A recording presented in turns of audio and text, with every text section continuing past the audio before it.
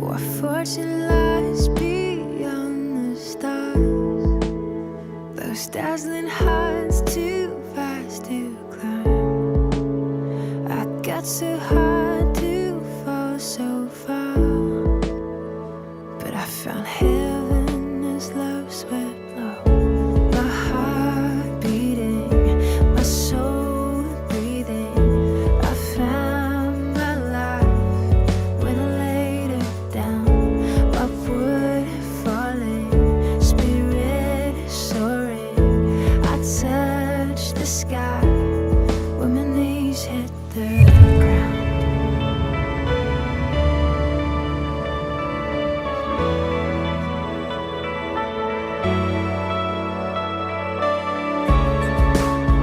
What treasure waits within your skies? The gift of freedom gold can't buy. I bought the world and sold my heart. We traded heaven to have me again. My heart beating, my soul breathing. I found my life when I laid it down. Upward falling, spirit soaring. I touched the sky when my knees hit the ground.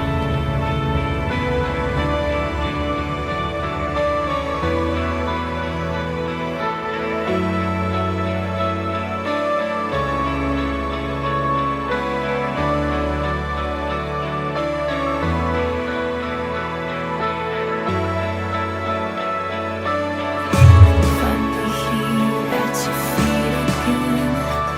Everything I am, reaching out, I surrender. Come sweep me up in your love again, and my soul will dance on the wings of forever. Finally here at your feet again. Everything I am, reaching out, I surrender. Sweep me up in your love again, and my soul will dance on the wings of forever. My heart beating, my soul breathing. I found my life when I laid it down. Upward falling, spirit soaring. I touched the sky when my knees hit the ground. My heart beating, my soul breathing. I found my life when I laid it down. Upward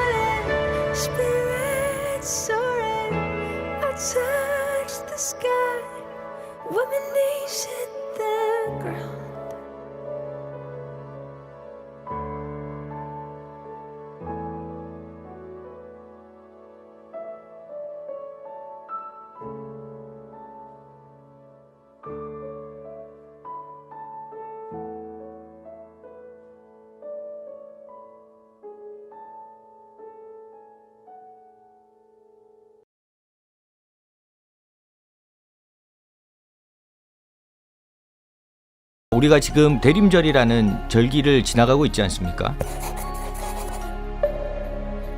대림절이라는 거는 교회력에서는 굉장히 중요한 절기입니다. 왜냐하면 이 교회력이 시작하는 절기거든요. 그러니까 우리는 1월부터 한 해가 시작이 되지 않습니까? 그런데 교회력은 이 대림절부터 한 해가 시작됩니다. 이 대림절이란 말은 라틴어에서 왔거든요. 오다, 도착하다 이런 뜻을 가지고 있습니다. 그러니까 우리 인생의 가장 중요한 인물 예수님께서 우리에게 오셨다는 거죠. 이것을 기다리고 기념하는 절기가 대림절입니다. 그리고 이 대림절을 지나고 나면 성탄절을 맞게 되는 겁니다. 여러분들 올해는 어떤 마음으로 성탄절을 맞이하면 좋을까요? 우리는 어떤 마음으로 대림절을 지나가면 좋을까요? 오늘 말씀이 우리의 마음을 다 잡아줍니다. 누가복음 4장 18절과 19절인데요.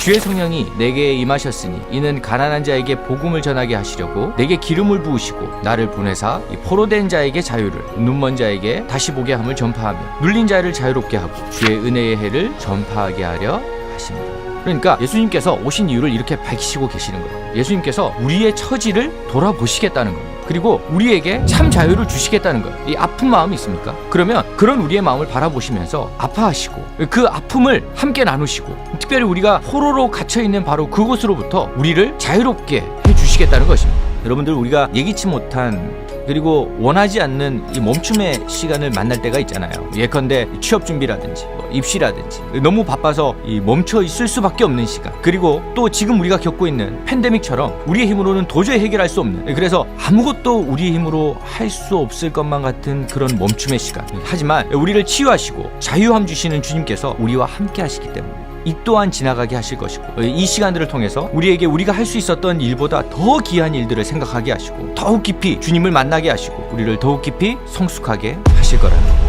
이 진리는 우리를 자유롭게 하죠. 우리가 주님을 바라보고 주님만을 붙들기로 작정하면 이 진리 되신 주님께서 우리의 아픔과 포로됨을 아시고 우리 각자의 삶을 올가매고 있는 모든 인생의 문제를 주의 이름으로 풀어주신다는 것입니다. 지금 우리는 대림절을 지나가고 있습니다. 대림절을 지나는 우리, 이 포로된 자에게 자유함 주시는 그 주님을 기다리고 기대하는 마음으로 살아가셔서 우리의 가정, 그리고 여러분들의 감정, 여러분들의 마음속에 있는 모든 감옥으로부터 벗어남을 당하는, 그래서 마음속에 참 자유함을 누리시는 하나님 백성 되시기를 간절히 바랍니다.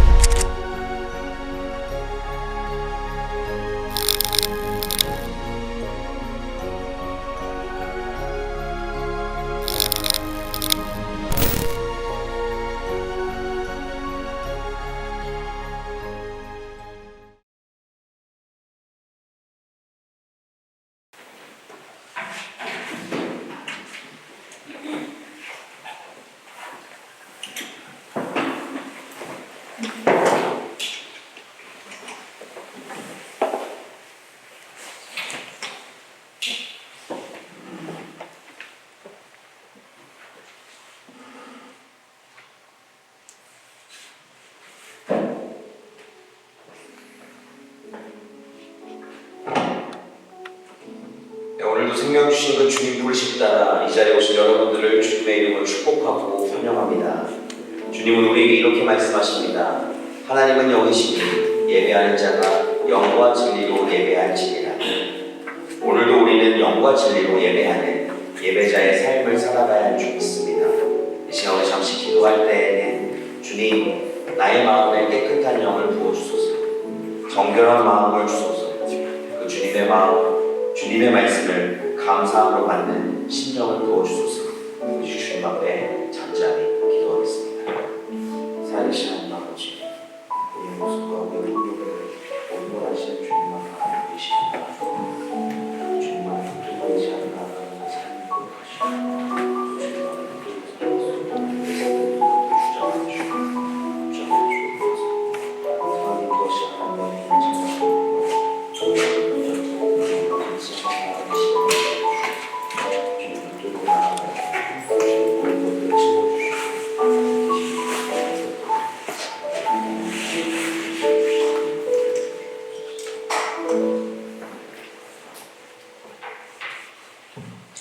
오늘은 거룩한 주일입니다. 오늘 우리의 발걸음을 이곳으로 인도하신 주님께 감사드리며 다 같이 일어나셔서 찬양드리기 원합니다.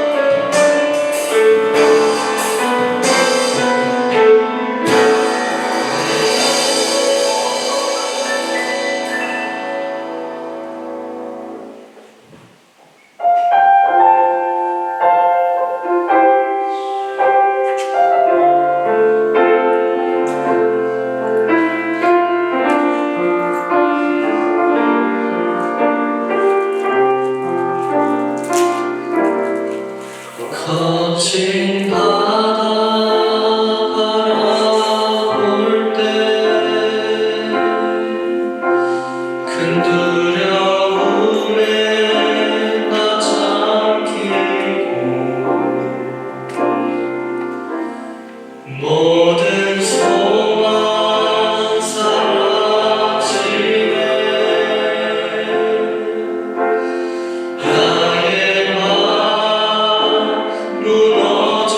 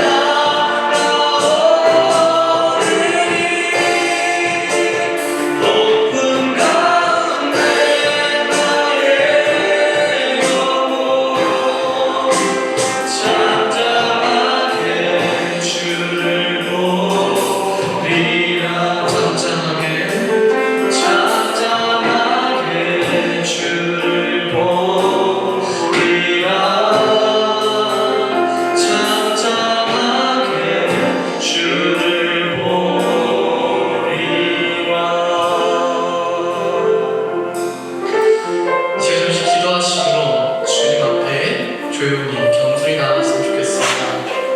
오늘 이 예배를 위해 그리고 우리의 마음가짐을 위해 주님 앞에 나오는 저희 모습을 위해 기도하기 원합니다. 기도하시겠습니다. 사랑하님 감사합니다. 감사합니다. 발걸음을 주님 앞에 이 거룩한 주의 당신께 인도하셨습니다. 감사합니다. 주님 우리 예배가 저 주님께 드리시는 거룩한 예배를 소망합니다. 주님 저희 마음이 주님을 바라보게 해주시옵소서. 저희가 오직 주님만 오직 주님께만 집중하며 오직 주님의 말씀에 귀 기울이며 오직 주님께 주님께 시선 줄 수 있게 시간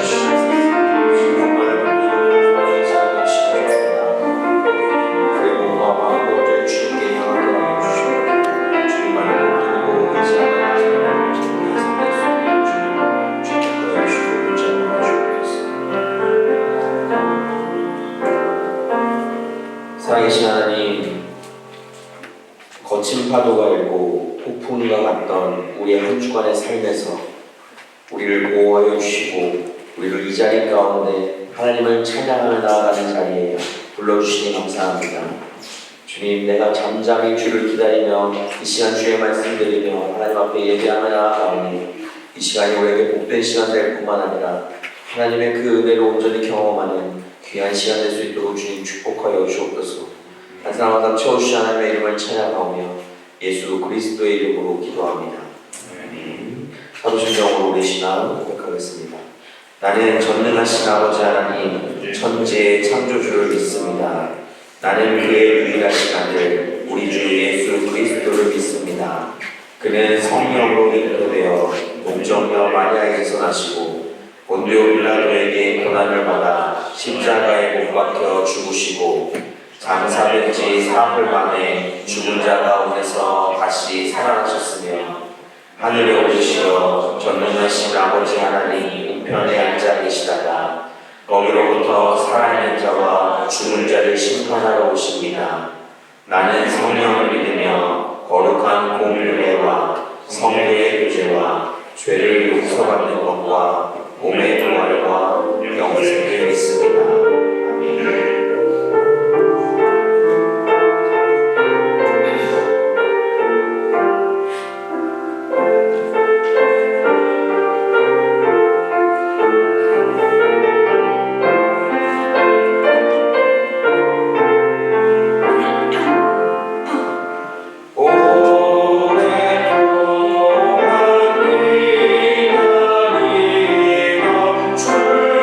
주님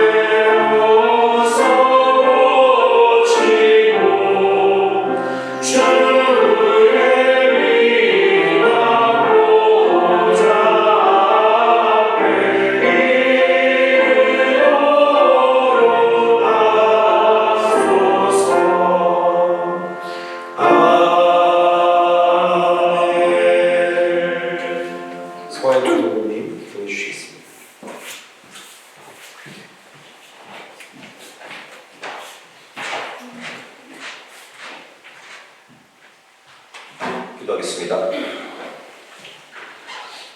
하나님 감사합니다. 오늘 이 자리에 모일 수 있게 해주신 것도 당신의 은혜입니다. 저희 머리털 하늘까지 다 세시며 주의 허락 없이 나는 새 한 마리 떨어지지 않으니 주의 보호하심과 인자하심에 감사드립니다. 매일 부어주시는 당신의 은혜와 사랑으로 만족합니다. 참으로 주님 한 분만으로 족합니다.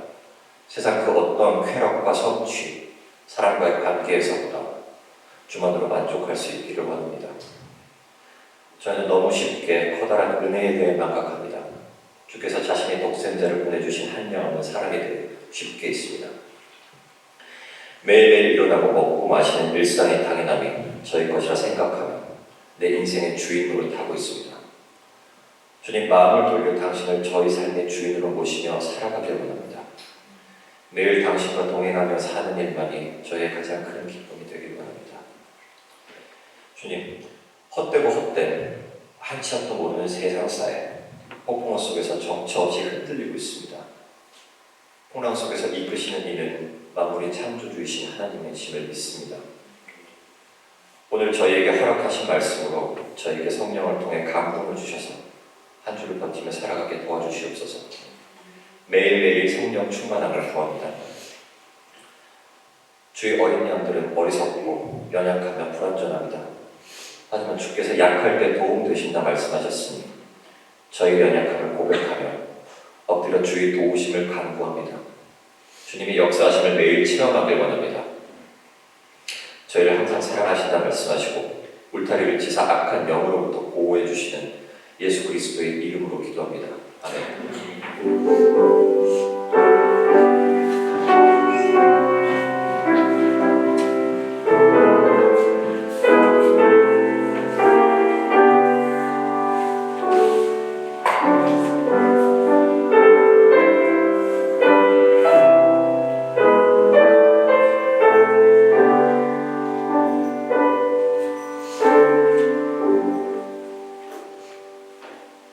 오늘 우리에게 주신 하나님의 말씀은 마가복음 1장 1절에서 8절까지 말씀입니다. 하나님의 아들 예수 그리스도의 복음이 시작이라. 선지자 이사야의 글에 보라. 내가 내 사자를 내 앞에 두느니 그가 내 길을 준비하리라. 광야에 외치는 자의 소리가 있어 이르되 너희는 주의 길을 준비하라. 그의 오실 길을 굳게 하라. 기록된 것과 같이 세례 요한이 광야에 이르러 죄 사함을 받게 하는 회개의 세례를 전파하니 온 유대 지방과 예루살렘 사람이 다 나아가 자기 죄를 자복하고 요단강에서 그에게 세례를 받더라. 요한은 낙타털 옷을 입고 허리에 가죽띠를 띠고 메뚜기와 sab송을 먹더라. 그가 전파하여 이르되 나보다 능력 많으신 이가 내 뒤에 오시나니 나는 굽혀 그의 신발끈을 풀기도 감당하지 못하겠노라. 나는 너희에게 물로 세례를 베풀었거니와 그는 너희에게 성령으로 세례를 베푸시리라. 이것은 주님의 말씀입니다.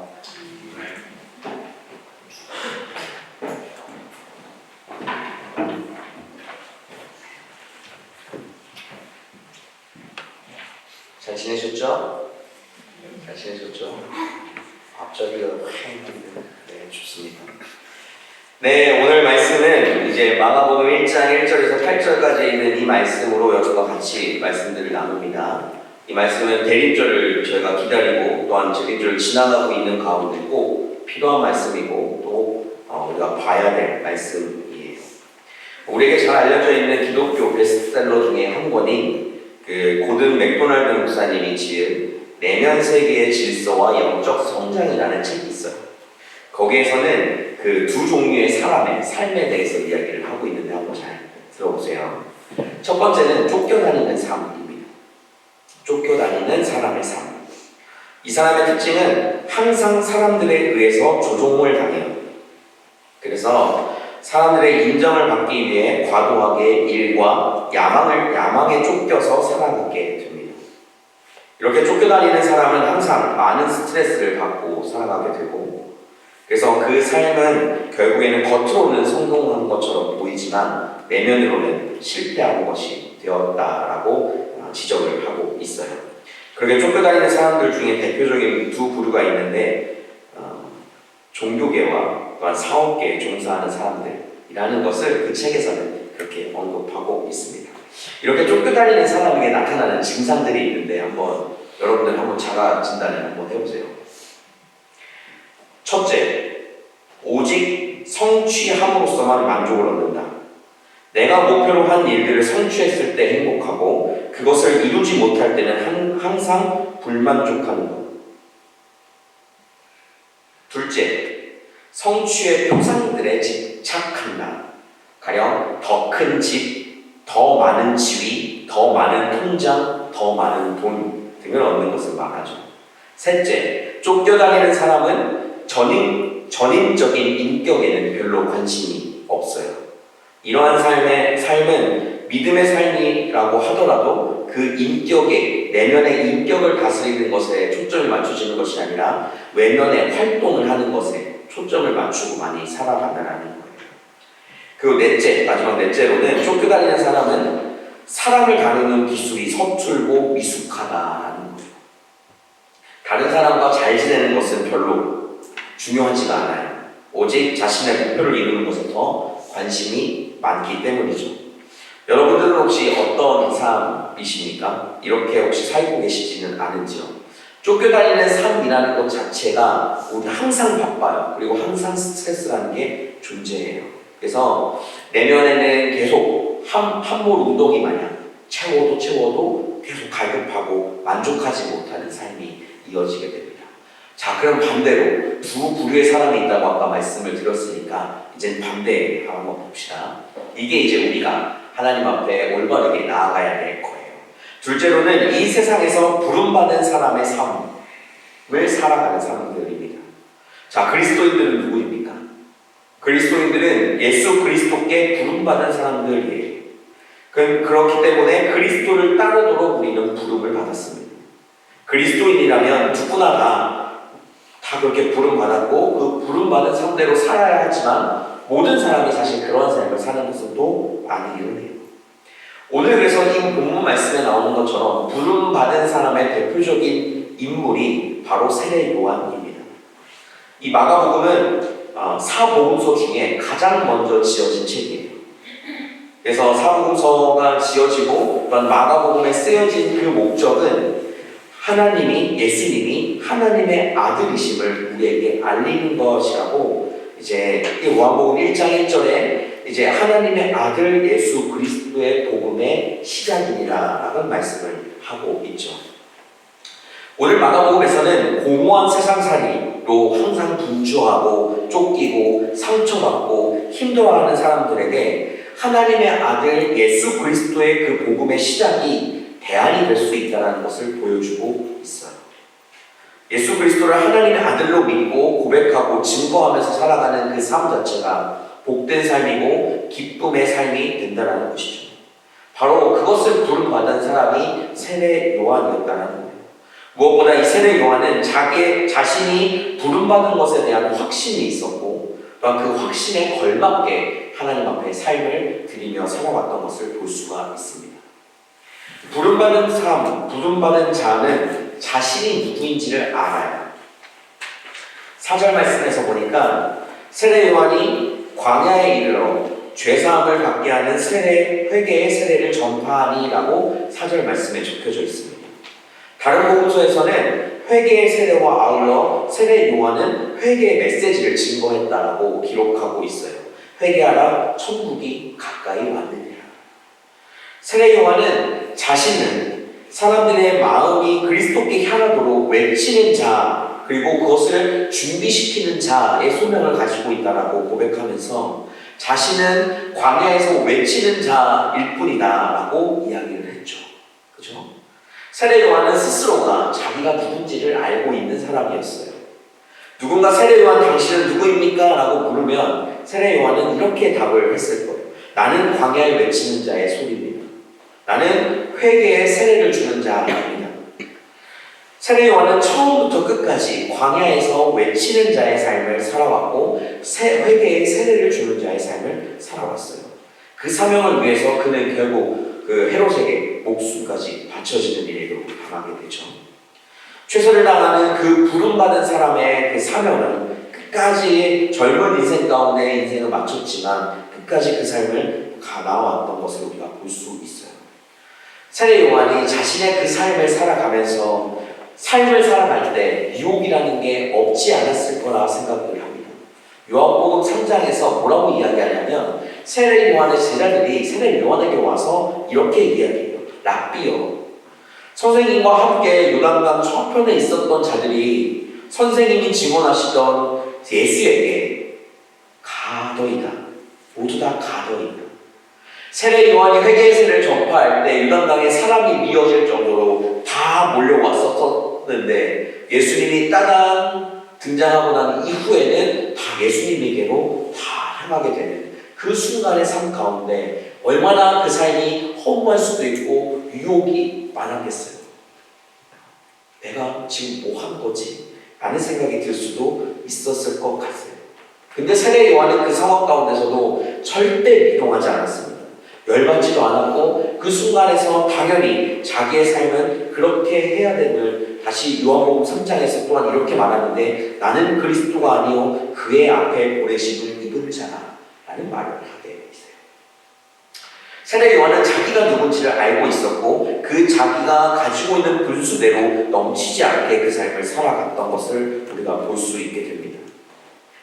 내가 누구인지 아는 것은 우리의 삶 가운데 가장 중요해요. 근데 내가 누구인지 모르는 그 사람들은 종종 자기의 인생을 오버해서 살거나 그릇된 방향으로 열심을 낼 위험을 가지고 있습니다. 세례 요한은 자신이 메시아가 아니었고 메시아를 준비하러 부르심을 받은 사람인 걸 알았기 때문에 딱 그 정도만 했던 거예요. 저와 여러분들을 부르신 그 하나님은 우리에게 원하시는 것은 특별한 삶이 아닙니다. 오늘 말씀대로라고 한다면 우리 주님은 우리에게 모세가 되라고 말씀하시지 않았어요. 우리에게 다윗이 되라고 말씀하시지 않았습니다. 우리에게 사도 바울처럼 너의 삶을 드러나라고 말씀하시지 않았다라는 거예요. 우리가 해야 할 것은 여러분들이 부름받은 그 삶 가운데 하나님의 부르심에 합당하게 그 삶을 살아가는 것 그것뿐입니다. 그렇기 때문에 중요한 건 내가 어떤 사람이고 내가 어떤 부름을 받았는지 알고 있어야 한다는 거예요. 그렇기 때문에 우리가 그 부름받은 것이 어떤 것인지를 안다면 우리의 생각도 다스림을 할 수가 있게 되는 거예요. 내가 누구인지 알게 됐을 때 내 역량보다 넘쳐서 행동하거나 넘쳐서 무언가를 하는 것이 아니라 그 믿음의 분량대로 하나님 앞에 살아가는 그 삶. 그게 우리의 인생의 중요한 것이라는 것이죠. 만약에 세례 요한이 많은 사람들에게 인기를 끌기 위해서 자기가 누구인지도 모르고 오버해서 자기가 메시아인 것처럼 행동했었다면 어떻게 됐을까요? 실제로 세례 요한 그 당시에 많은 사람들은 세례 요한이 메시아인 줄 알았어요. 그리고 메시아이기를 희망했었거든요. 그 순간의 그 상황 가운데서 세례 요한은 흔들리지 않고 그 군중의 인기와 박수에 유혹을 받지 않고 그대로 나아갈 수 있었던 것은 자기가 가지고 있었던 그 확신이 있었기 때문이에요. 나는 이렇게 되기 위해 부름받았다. 사람들이 나를 더 넘치게 원하고 더 넘치는 삶을 살기를 원하지만 나는 여기까지. 내가 가진 분량은 이만큼이다. 라는 것이죠. 여러분, 우리가 이 땅에 왜 살아가야 합니까? 그리스도께서 우리를 부르시고 우리에게 어떠한 삶을 요구하시는 것일까요? 시집가고 장가가고 장사하고 사업하고 취업하고 여러 가지 것들을 해서 이 땅에서 잘 먹고 잘 입고 잘 살라고 주님께서 우리를 교회로 우리를 하나님의 자녀로 부르셨을까요? 주님께서 한 사람 한 사람을 위해서 십자가에 대신하여 돌아가셨는데 그 돌아가신 그 목적이 여러분들이 이 땅에서 그냥 마냥 잘 먹고 잘 살고 잘 입고 사는 그것만이 아니라는 거예요. 나를 구원하시고 우리에게 새로운 삶을 주신 그분 앞에 그분을 증거하는 삶을 우리가 살아가야 하는 것이 이 땅에 부름받은 목적이라는 거예요. 그 부르심대로, 그 부름받은 대로 여러분들의 순간의 삶 가운데 세례 요한이 그 주님을 증거한 것만큼 여러분들의 삶에도 그렇게 증거하며 나아가는 삶이 되시기를 주님의 이름으로 축복합니다. 그 삶이 우리에게 중요한 거예요. 말씀으로 주님을 증거해야 하고 찬송으로 주님을 증거해야 되고 주님으로 기도로 주님을 증거해야 되고 우리가 하나님 앞에 하는 순종으로 그 주님을 증거하는 삶도 살아가야 한다는 것. 어떻게 그러면 우리가 부름받은 자로서 주님을 증거하며 나아갈 수 있을까요? 주님을 증거하기 위해서 여러분들 모두가 목회자가 될 필요는 없습니다. 그렇죠? 주님은 지금 여러분들이 있는 그 자리에서 그 주님을 증거하라고 말씀하시는 거예요. 부름받은 자의 삶은 특별한 것이 아닙니다. 지금 내가 머물고 있는 그 자리에서 주님을 증거하는 것이 우리가 하는 삶이어야 한다는 거예요. 여러분들이 가정에 혹시 주부로 계십니까? 그렇다면 그 주님을 증거하는 주부의 삶을 살기를 바랍니다. 여러분들이 학생으로서, 대부분은 학생으로서 캠퍼스에 머물고 있으면 여러분들이 그 학생 본문으로서 또한 주님을 증거하는 삶을 살아가야 한다는 거예요. 직장에 갖고 계신 분들은 그 직장에서 그 주님을 증거하는 삶을 살아가야 합니다. 혹시 여러분들 그 그리스도인들이 이제 모는 차나 이런 데 보면 이투스라고 해서 물고기 모양이 이렇게 그려져 있는 거 혹시 보신 적 있으세요? 물고기 모양. 그 이투스가 앞 첫 글자만 딴 거예요. 그게 뭐냐면 그 뜻은 예수 그리스도 하나님의 아들 구세주라는 뜻입니다. 그거를 앞에 글자만 따서 이투스라고 이야기를 하고 그 당시 하도 그리스도인들이 핍박받으니까 상대방이 누구인지 알기 위해서 오병이어의 기적인 그 물고기를 그림으로써 표시하고 그림으로써 땅에 표시했을 때 나는 그리스도입니다 라고 확인이 되면 그 카타콤, 그 예배장으로 들어올 수 있게 됐었거든요. 거기서 유래된 게 이 이투스, 물고기입니다. 그렇죠? 그 말을 그것들을 달고 다니는 사람이 만약에 차량에 만약에 그게 붙어 있었다라고 생각해 보죠. 그죠? 간혹 택시에 보면 이제 십자가를 걸고 있는 사람들이 있잖아요. 그죠? 그 사람들이 차를 몰고 다니는 그 순간 가운데 누가 끼어들었다고 욕하고 신호를 잘 지키지 않고 빨리 가겠다고 훅훅 가버리고 한다면 그리스도인으로서 내가 하나님을 증거하는 그 삶을 살아가고 있는 것일까라고 생각해 보죠.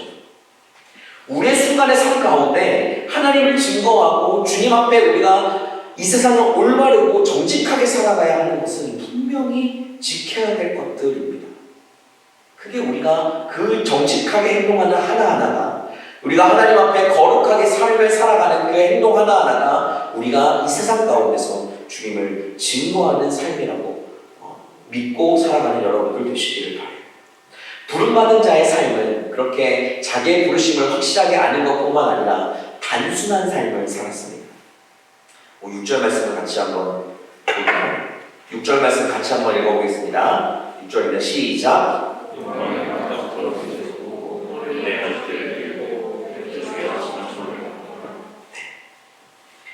여기 보면 요한은 세례 요한은 이제 세례 요한이 입고 먹는 것에 대한 이야기들을 다루고 있어요. 그죠? 나타토롯이라고 이야기를 하고 있죠. 말 그대로 이 나타토롯은 팔레스타인 땅에 살고 있는 가난한 사람들이 있는 곳이었어요. 우리가 생각하면 낙타는 굉장히 비쌀 것 같고 굉장히 고급 동물이라고 생각할 수도 있지만 그 팔레스타인 지역에 있는 사람들에게는 가장 흔하고 또한 가장 서민층에 있는 사람들이 있는 곳이었어요.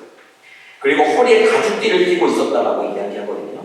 그 당시에 사람들에게 이 띠는 화려한 장식과 여러 가지 것들이 달리는 그것이 있는데 그것 하나 없이 그냥 아무 문양도 없는 가죽띠를 띠고 있었다라고 이야기를 합니다. 그리고 세례 요한이 먹던 것이 메뚜기와 석청이었어요. 당시 팔레스타인 서민들이 가장 가난한 사람들이 먹는 음식이 메뚜기였습니다. 과거 우리나라에서 혹시 여러분들 메뚜기 드셔보신 적 있으세요? 메뚜기 먹어봤다. 몇 명 있어요. 좋아요. 네, 그래요? 그 맛있는 걸 안 드셔보셨어요? 한국 가면 꼭 한번 드셔보세요. 논에 나는 거 많거든요. 그래서 그렇게 우리나라는 과거에 그 메뚜기를 잡아서 먹던 시절이 있었어요. 먹을 게 없었어요. 그래서 옛날 옛날 분들 저희 부모님 세대 정도만 돼도 이제 메뚜기 잡는 것을 굉장히 잘하시거든요. 많이 먹어가지고. 요즘에는 건강식으로 먹는 사람도 있다고 하지만 그거는 사실 못 사는 사람들이 먹는 음식이고 어쩔 수 없는 환경 가운데 먹는 음식이었어요. 그리고 이 석청이라는 것은 식사 후에 먹는 후식입니다. 그러니까 뭐냐면 팔레스타인은 바위로 된 곳이 많아서 그 바위 가운데 야생 꿀들이 자라요. 꿀들을 구할 수 있거든요. 그래서 그 세례 요한은 그 광야에 머물면서 단순하게 옷을 입고 단순하게 음식을 먹는 삶을 살아갔던 것들을 보게 됩니다. 교회 역사를 쭉 돌아다 보면 그 존경하는 영적 거장들의 모습을 보면 항상 뭔가 단순하고 굉장히 심플한 삶을 많이 살았었어요. 네, 제가 가장 존경하고 또한 닮고 싶은 분 중에 한 분이 그 이성복 목사님이라는 분이 계시거든요. 그분이 이분이 이제 1950년대 지나서 부흥기가 막 시작할 때 가장 큰 부흥 강사 중에 한 분이셨는데 그분이 이제 걸어 다니실 때 어떻게 걸어 다니셨냐면 주먹을 이렇게 쥐고 걸어 다니셨어요. 이렇게. 진짜 꽉 쥐고. 이렇게 쥐고. 그 걷는 것을 왜 그렇게 걷냐라고 물어보니까 주님과 손잡고 싶어서. 내가 한시도 주님과 손을 떼고 싶지 않아서 주님 손을 꼭 잡고 나는 다닙니다. 라고 이야기를 하셨었거든요. 그분이 항상 물을 마실 때 3번에 나눠서 마셨었어요. 이 나눠서 마시는 행동이 뭐였었냐면 삼위일체 하나님을 고백하기 위해서 성부, 성자, 성령 그렇게 꼭 나눠서 썰어서 마셨던 삶을 보게 됩니다. 사실 그분의 삶을 보면 특별한 것은 없었어요. 하지만 그 단순한 가운데서 하나님 앞에 끊임없이 매달릴 수 있는 것들이 있었던 것을 우리가 영적 거장들의 모습을 보면 알 수가 있습니다. 세례 요한이 그 광야 가운데서 그렇게 단순한 삶을 살면서 요단강가에 와서 한 행동이 회개하라 천국이 가까이 왔다라고 고백하면서 회개의 세례를 주는 것 딱 그거 하나뿐이었어요. 그렇게 삶을 하나하나 삶을 살아갔던 것을 우리가 보게 됩니다. 우리 그리스도인들이 현재의 삶을 살아가면서 우리가 하나님 앞에 살아가는데 단순하게 사는 게 사실 쉽지가 않은 것 같아요. 그죠? 단순하게 사는 거. 저는 굉장히 단순합니다. 저를 겪으신 분은 아시겠지만 저는 잘 없어요. 잘 따지지도 않고 그냥 단순하게 해야 돼 그러면 하고 아니야 그러면 말고 이렇게 하는 삶을 많이 살아왔었거든요. 그 순간들 가운데에서 이 단순한 삶이 계속 이어지다가 제 삶에 체력이 떨어지니까 그러면 단순하게 운동을 하면 되겠다라고 생각할 수 있잖아요. 그죠? 체력이 떨어지니까 내가 삶을 살기 위해서 체력을 키우기 위해 운동을 해야겠다. 근데 제 모습을 제 스스로 보다 보니까 단순하게 눕는 습관이 생겨지게 됐어요. 체력이 없으니까 눕기 시작하더라고요. 눕기 시작하니까 모든 게 다 귀찮아지기 시작하는 거예요. 그 귀찮아지다 보니까 어떤 한 일을 해야 되는 순간이 생겼을 때 저걸 어떻게 하면 안 할 수 있을까? 라는 생각이 자꾸 생기게 되는 거예요. 처음에는 해야 돼? 그러면 하고 아니야? 그럼 말고 이렇게 행동했던 내 삶에서 내 삶이 힘들어서 스스로 게을러지고 나태해지는 순간이 찾아오게 되니까 생각이 많아지더라고요. 어떻게 하면 저걸 피할 수 있을까? 어떻게 하면 저 행동을 내가 하지 않을 수 있을까? 그런데 이게 내가 하나님 앞에 예배하고 하나님 앞에 기도하고 하나님 앞에 말씀 보는 순간에서도 자꾸 그게 적용이 되더라는 거예요. 오늘 내가 몸이 좀 아프니까 하나님 5분만 기도해도 다 들어주시겠지.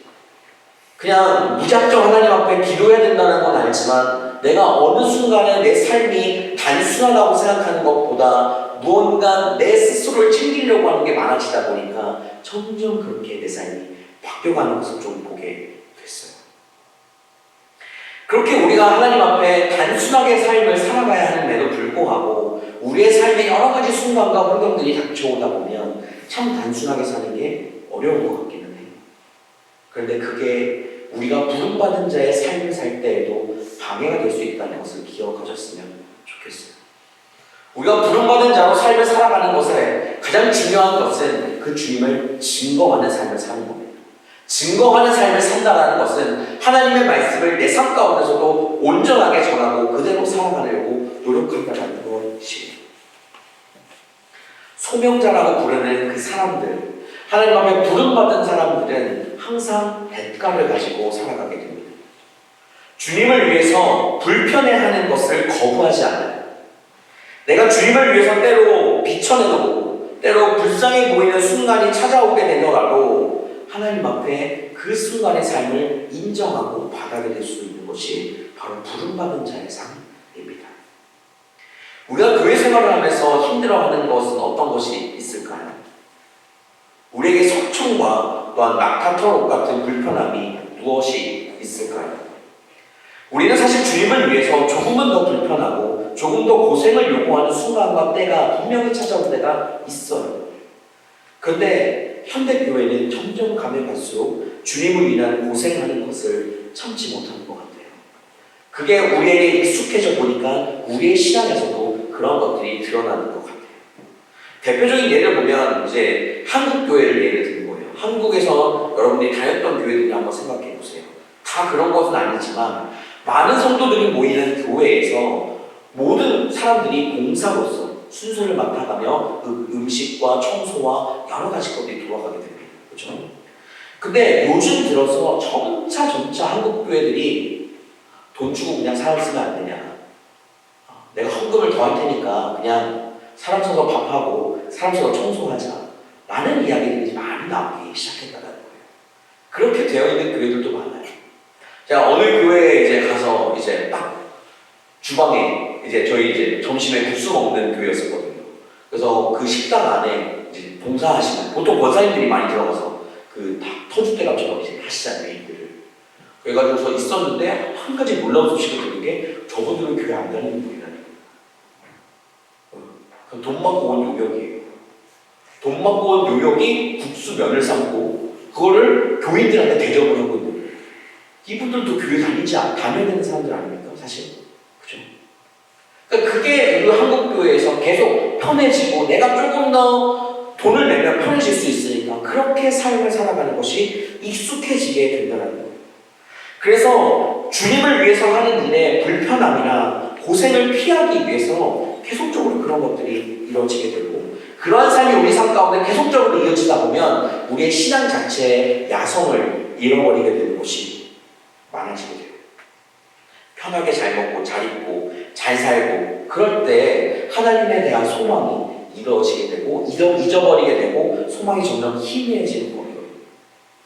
그런 것으로 본다면 사실 우리 교회는 참 복된 교회라고 저는 생각합니다. 밥도 우리가 해야 돼. 설거지도 우리가 해야 돼. 뒷정리도 우리가 해야 돼. 교회도 빌렸으니까 다 놓지도 못하고 매번 치워야 돼. 우리가 섬길 수 있는 자리가 무궁무진하고 넘치는 거예요. 이 교회는. 그죠? 여러분들 그 자리를 피하지 마시기를 바랍니다. 제가 이제 다 본 건 아니지만 슬금슬금 눈치 보면서 뒤로 자꾸 빠지시는 분들이 있어요. 그죠?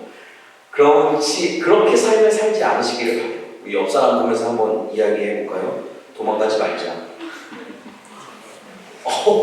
다 도망가시는 분들인가요? 도망가지 말자. 같이 섬기자.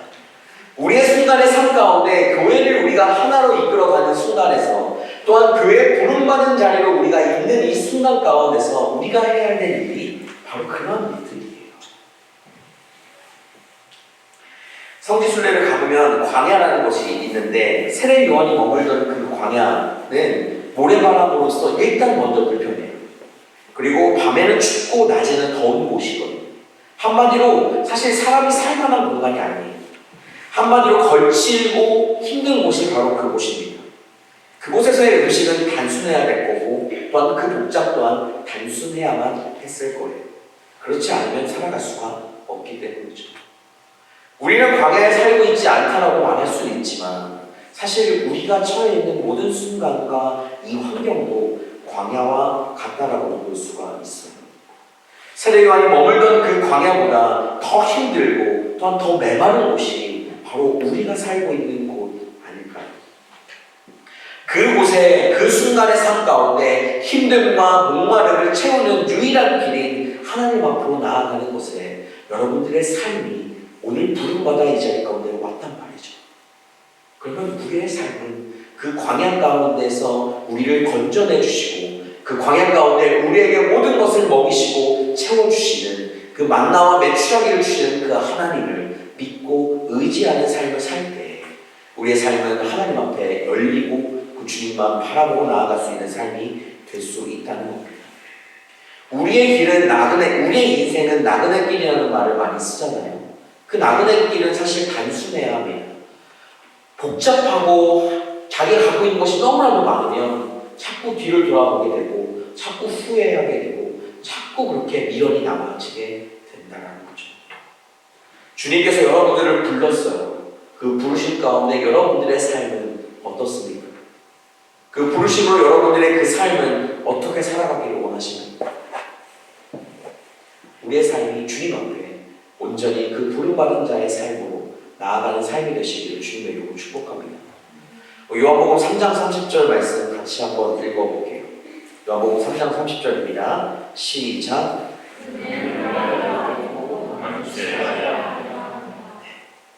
이 말은 세례 요한이 한 이야기예요. 그는 예수 그리스도를 의미하고 나는 세례 요한을 의미하죠. 부름받은 자의 삶은 주인공인 예수 그리스도가 그 앞에 당당히 드러나는 삶이고 나는 들러리처럼 뒤에 백그라운드를 서는 것처럼 그렇게 소외해지는 삶이 되어야 하는 것입니다. 세례 요한은 역사의 무대 가운데 흔적조차 볼 수 없을 만큼 이렇게 사라졌어요. 연기처럼 사라졌어요. 우리의 순간의 삶 가운데 사실 내가 주인공이고 싶지 내가 들러리로 서고 싶은 사람이 누가 있겠습니까? 그렇죠? 근데 우리 인생 가운데 우리의 마음의 그 중심에 주님을 모시지 않고 사는 그 삶이 있다라면 그것을 주님을 주인으로 바꿔야 한다는 거예요.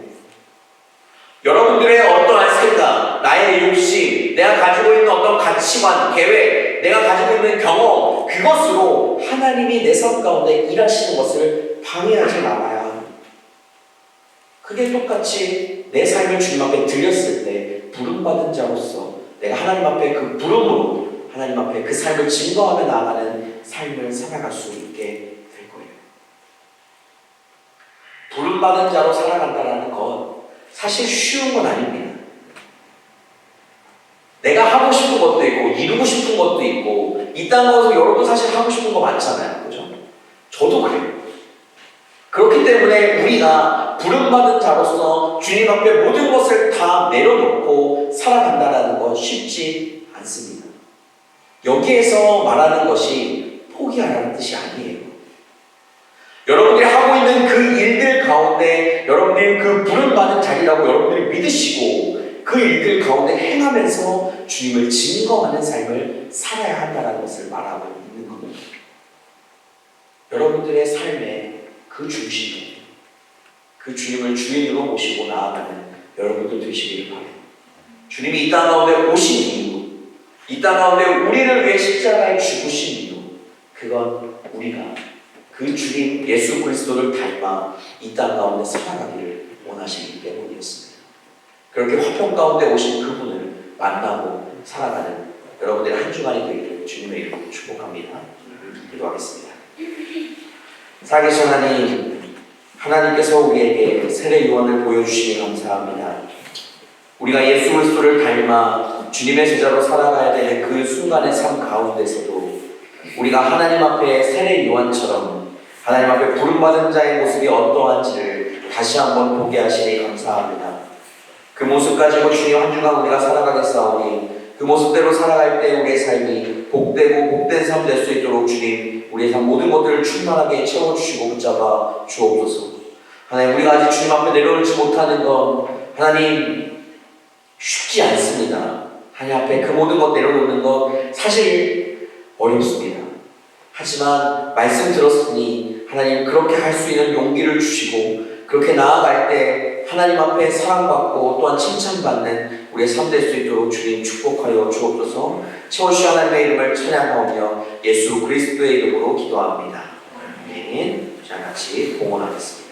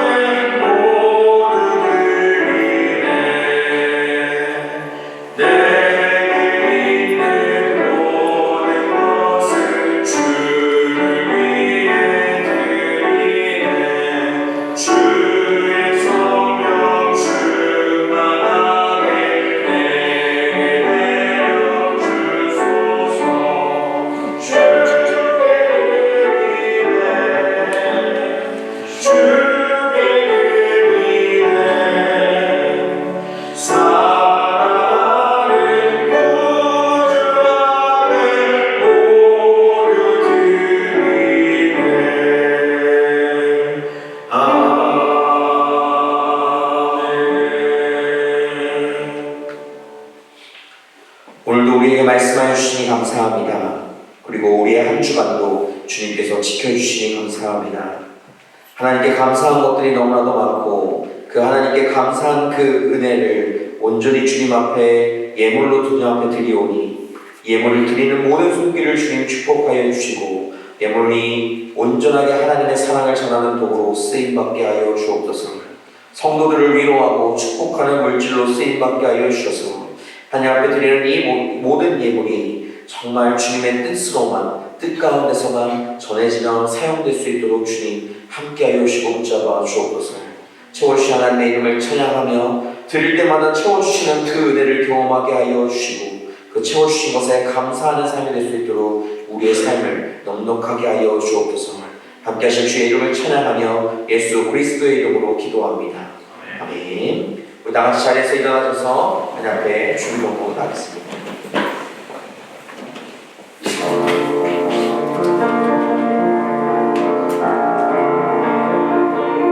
아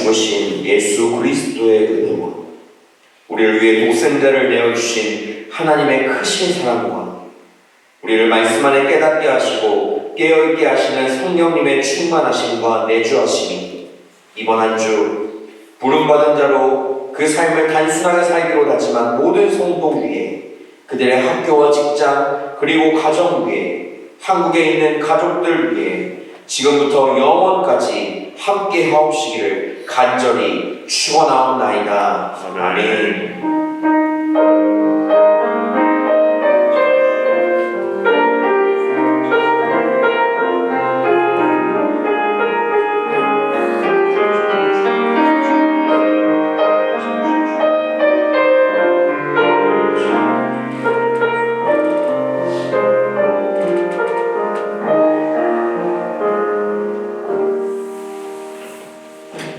자리에 앉아주시면 감사하겠습니다. 네, 예배 교회를 방문해주신 모든 분들을 주님의 이름으로 축복하고 환영합니다.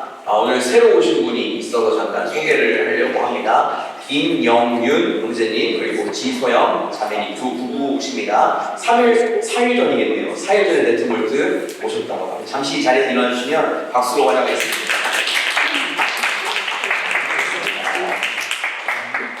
네, 저희 자선음악회가 어제 잘 마무리가 되었습니다. 자선음악회 참여하지 못하신 분들을 위한 우리 후기 영상 준비되어 있으니 같이 먼저 보시고 광고하도록 하겠습니다.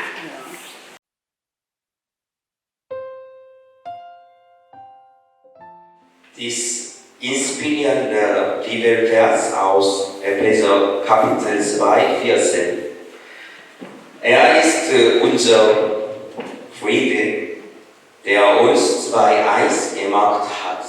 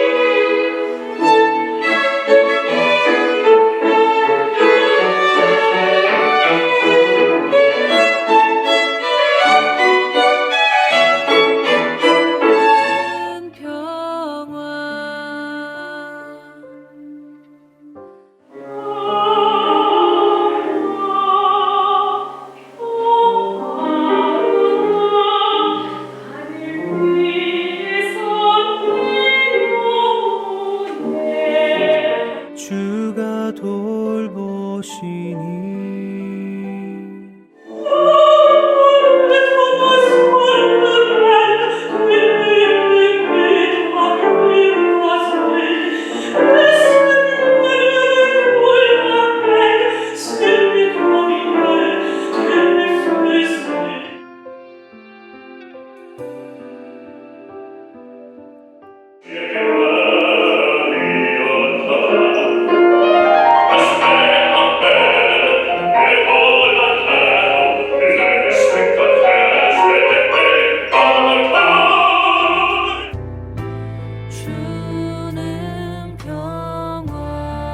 In Ihrer Pause können Sie bei leckere Getränk und Plätze neue Energie tanken.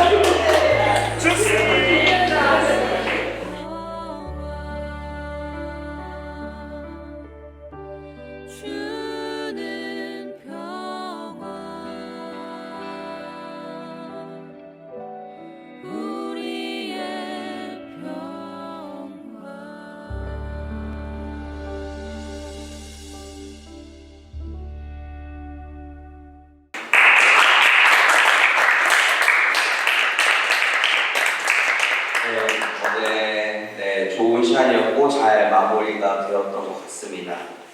식사부터 모든 프로그램 하나하나까지 준비해주신 모든 분들, 동역해주신 모든 분들에게 감사 인사를 전하고요.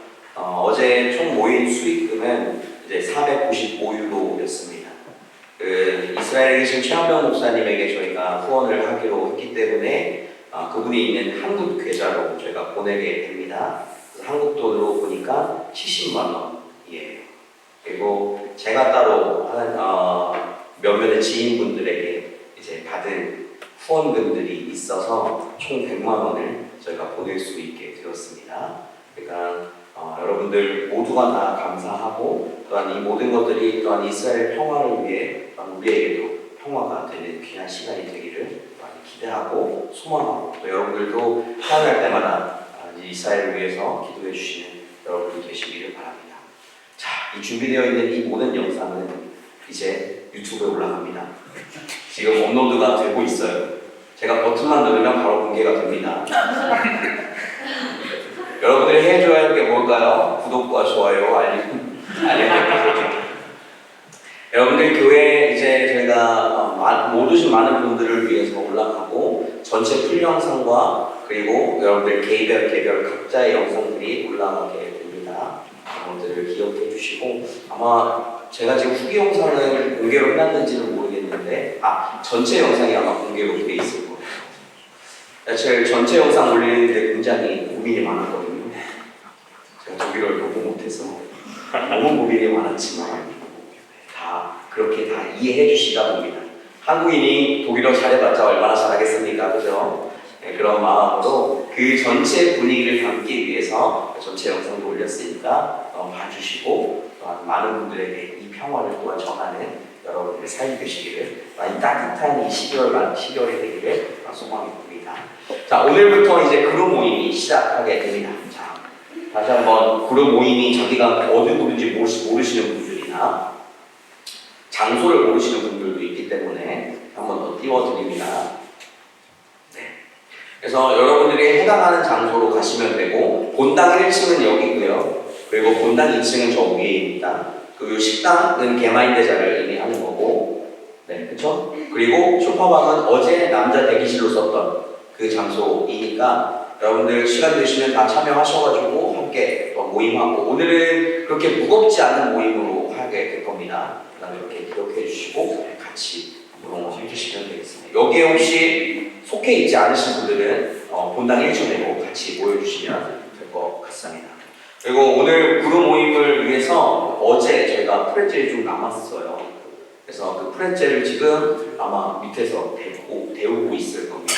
그래서 그것들 여러분들 그루자분들이 그룹별로 인원을 세 주셔가지고 아마 여기 올라올지 밑에서 수령해야 할지 모르겠지만 프레첼과 커피로 해서 시간들을 같이 행복한 시간을 보내면 좋을 것 같습니다. 네, 한 가지 또 광고 드립니다. 다음 세대 담당하고 계시는 박송희 목사님께서 돌아오는 13일 날 이제 한국에 방문하시게 됐습니다. 그래서 박송희 목사님 아버님이 이제 제 장인어른이시죠. 장인어른이 은퇴를 하세요. 지금 목회를 하고 계시는데 은퇴를 12월달 말에 하시게 될 거고, 거기에 이제 이사를 또 도와줘야 돼서 저희 아내가 지유랑 같이 가게 됩니다. 그래서 그 일정들을 도와주러 가게 되니까 여러분들 생각날 때마다 기도해 주시고 오늘 박소민 목사님 보는 게 이제 마지막인 거예요. 박소민 목사님이 한 2달 있다 올 수도 있고요. 2월 여러분들 아마 방학할 때쯤 올 수도 있어요. 2월 방학할 때쯤. 그러니까 아마 오래 못 볼 겁니다. 그러니까 한 번씩 볼 때마다 한 번 더 인사해 주시고 지우도 이제 못 보니까 이렇게 인사해 주시면 좋을 것 같네요. 네. 그리고 다음 주 일일 17일 날 인터내셔널 예배가 동일하게 있습니다. 이때도 제가 코어나 아니면 이제 여러 가지 방향으로 좀 섬기고 할 부분들이 있으니까 그런 것들을 같이 섬겨주시면 감사할 것 같습니다. 그리고 내일입니다. 내일 이제 구두 형제랑 예담자매가 좋은 연주가 내일 있습니다. 내일. 그러니까 시간 되시는 분들은 같이 참여해 주시고 그 자리에 이제 같이 기도도 해주시고 같이 행복한 시간 보내는 시간 들었으면 좋겠습니다. 네, 예배 잘 마쳤고요. 옆 사람과 마지막으로 한번 이야기합시다. 부름받은 대로 삽시다. 네, 그렇게 사는 여러분들 되시기를 주님의 이름으로 축복합니다. 네, 우리 정리하는 것을 도와주시고 그렇게 해주시고 부르자는 분들은 저한테 잠깐 오세요.